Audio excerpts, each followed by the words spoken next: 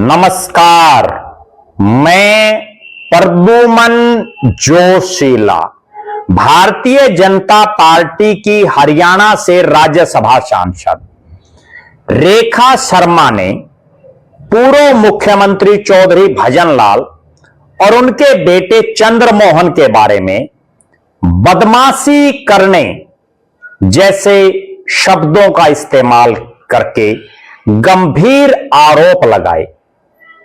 आरोपों से आहत चंद्रमोहन बिश्नोई ने तो लीगल नोटिस दे दिया रेखा शर्मा को, बाकायदा उनका बयान भी आ गया। लेकिन चौधरी भजनलाल के छोटे बेटे, जो लगातार चौधरी भजनलाल के नाम से ही राजनीति कर रहे हैं, कुलदीप बिश्नोई अब तक चुप हैं। उनका कोई सार्वजनिक बयान नहीं आया है, केवल एक शेरो शायरी तक सीमित रहे हैं कुलदीप बिश्नोई। कुलदीप बिश्नोई की इस चुप्पी पर हर तरफ ये सवाल उठ रहे हैं कि आखिर अपने पिता की इतनी बेइज्जती कैसे महसूस कर रहे हैं कुलदीप बिश्नोई, क्यों सहन कर रहे हैं।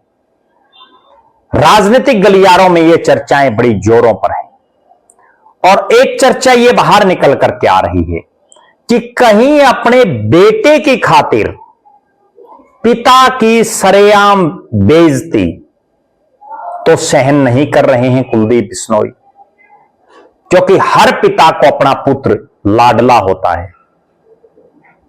कुलदीप बिश्नोई ने अपने बेटे को राजनीति में स्थापित करने के लिए प्रदेश की सबसे बड़ी पंचायत विधानसभा से इस्तीफा दे दिया था। 2019 में कुलदीप बिश्नोई ने पहली बार अपने बेटे भव्य बिश्नोई को चुनावी राजनीति में उतारा। उनको हिसार लोकसभा से कांग्रेस ने प्रत्याशी बनाया। बुरी तरह से भव्य बिश्नोई चुनाव हारे। उसके बाद कुलदीप बिश्नोई इस मौके की फिराक में थे कि किसी तरह से अपने बेटे को लॉन्च किया जाए। चौधरी भजनलाल, जिन्होंने एक आम घर से उठ करके राजनीति की शुरुआत की, मंत्री रहे, मुख्यमंत्री रहे, सांसद रहे, विधायक रहे, और उन्होंने भी अपने दोनों बेटों को उपचुनाव के जरिए राजनीति में सक्रिय किया। चंद्रमोहन बिश्नोई को पंचकुला से एक उपचुनाव लड़ाया, 1993 का, विधायक बनाया। कुलदीप बिश्नोई को भी उपचुनाव लड़ाया, विधायक बनाया। कुलदीप बिश्नोई भी अपने पिता के नक्शे कदम पर चलते हुए खुद ने इस्तीफा दिया। अपने बेटे भव्य बिश्नोई को 2022 में भारतीय जनता पार्टी की टिकट पर आदमपुर से चुनाव लड़वाया। पूरी सरकार ने, जेजेपी ने, निर्दलीय चौधरी रणजीत सिंह ने, सब ने दमखम लगाया और भव्य बिश्नोई मुश्किल से चुनाव जीते। चुनाव जीत गए, विधानसभा में पहुंच गए।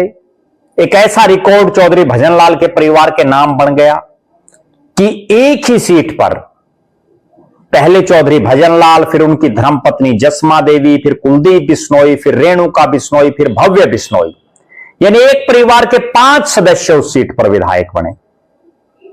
उसके बाद 2024 का लोकसभा चुनाव आया। कुलदीप बिश्नोई ने पूरा दमखम लगाया टिकट के लिए, टिकट नहीं मिली। विधानसभा का चुनाव आया, बेटे भव्य बिश्नोई को टिकट मिल गई, लेकिन चुनाव हार गए। चुनाव हारने के बाद बहुत ज्यादा सक्रिय भी नहीं रहे कुलदीप बिश्नोई राजनीतिक तौर पर। कभी कभार अपने पुराने हजका के साथियों के चाय पीने या सुख दुख में वो पहुंच जाते। अब एक ऐसा वाकया हुआ जब प्रदेश के मुख्यमंत्री मंच पर हों, चुनाव चल रहा हो, नगर निगम पंचकुला के बीजेपी के महापौर के प्रत्याशी श्यामलाल बंसल के नामांकन की जनसभा, और राज्यसभा सांसद रेखा शर्मा कहती हैं कि इस इलाके में भजनलाल और चंद्रमोहन की बदमाशी चलती थी। यानी वो उनको स्पष्ट तौर पर बदमाश डिक्लेयर कर रही हैं। उसके बाद जब लीगल नोटिस भेज दिया चंद्रमोहन ने, तो भी वो कह रही हैं कि वो कानूनी लड़ाई लड़ लेंगी। उन्होंने जो उनके साथ बीता या जो उन्होंने महसूस किया वो बोला है। यानी कहीं भी उन्होंने माफीनामा तो नजदीक नजदीक भी उनके नहीं दिख रहा।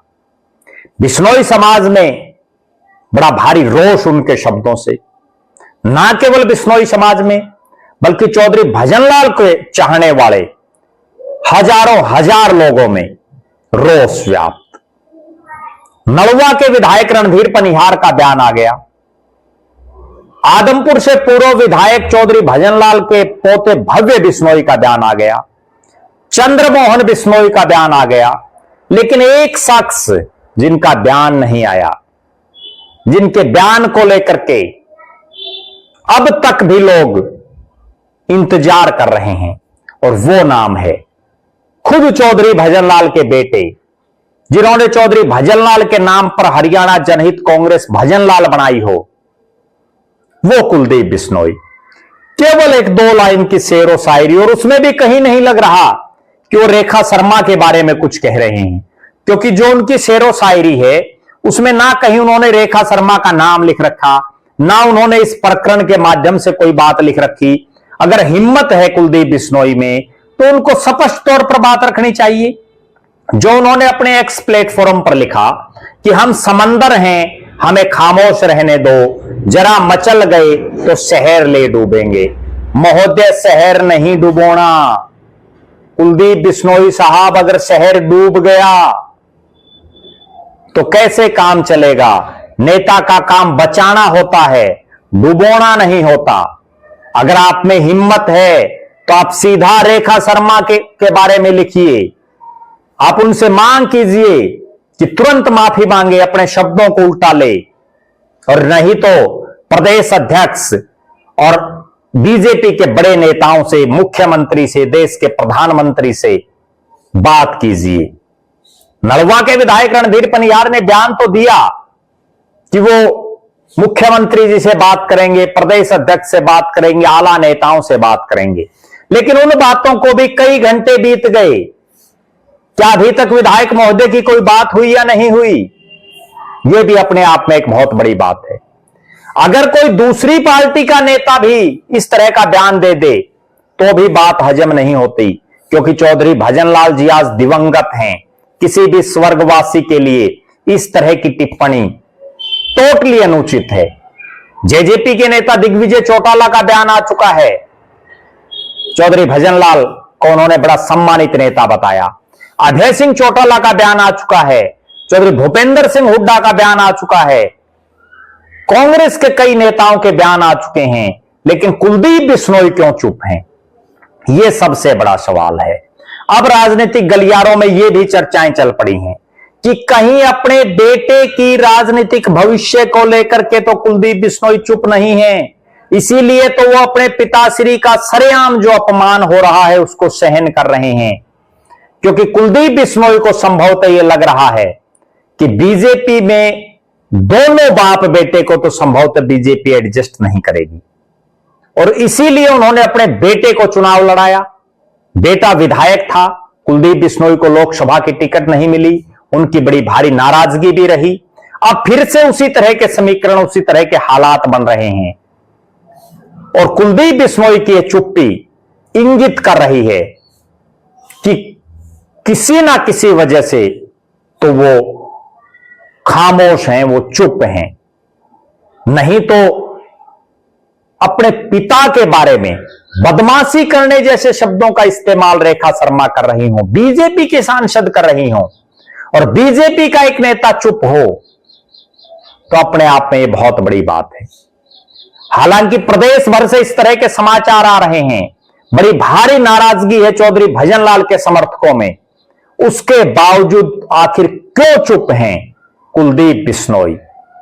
आप दर्शक भी अपनी बेबाक राय जरूर रखें कि कहीं बेटे को लिए, बेटे के राजनीतिक कैरियर के लिए तो अपने पिता की सरेआम बेइज्जती सहन तो नहीं कर रहे हैं कुलदीप बिश्नोई। और आखिर इस चुप्पी का राज क्या है? अपनी बेबाक राय जरूर रखें। चौधरी भजनलाल से जुड़ा हुआ कोई किस्सा आपके दिलो दिमाग में हो तो वो भी आप रख सकते हैं, क्योंकि चौधरी भजनलाल ने हरियाणा प्रदेश का नाम दुनिया भर में रोशन किया है। ऐसे शख्स रहे हैं चौधरी भजनलाल। बहुत बहुत धन्यवाद। आपका अपना प्रद्युमन जोशीला।